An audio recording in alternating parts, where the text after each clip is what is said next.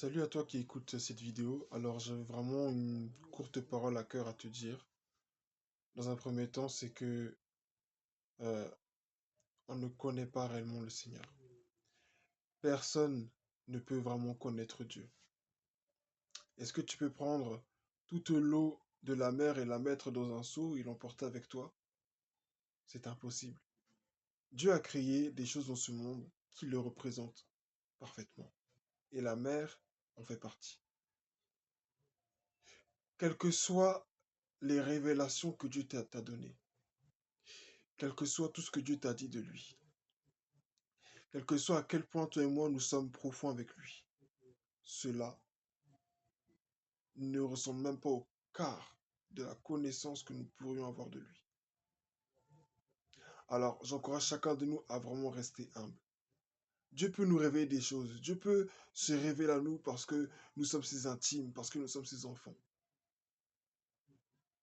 Mais c'est pas parce que Dieu nous révèle des choses sur d'autres personnes ou sur lui que cela veut dire que nous le connaissons. Peut-être que tu le connais plus que d'autres. Oui, c'est possible. Mais en réalité, ce n'est pas de connaissance dont on pourrait parler, mais c'est de découverte.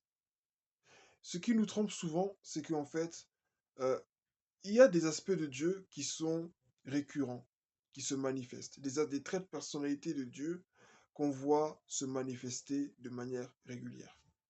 Par exemple, Dieu est amour, Dieu pardonne, Dieu a des principes.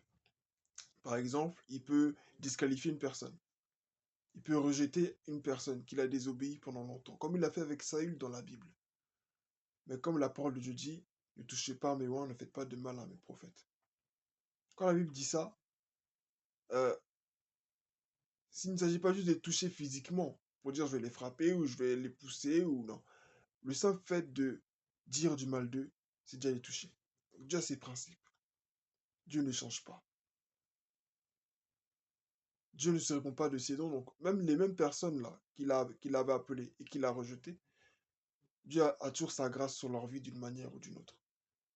Voilà un des aspects encore qui nous permet de développer encore notre connaissance de Dieu, de découvrir Dieu.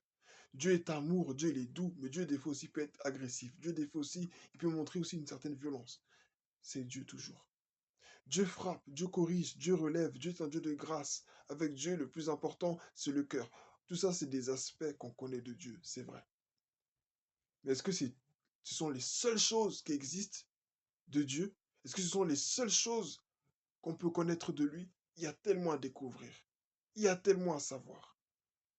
Alors, je voudrais encourager quelqu'un à ne pas tomber dans ce piège de l'orgueil, à ne pas tomber dans ce piège-là de moi je sais, tu sais pas quelle relation j'ai avec Dieu, tu sais pas ce que je vois, tu sais pas ce que Dieu me montre dans ma chambre.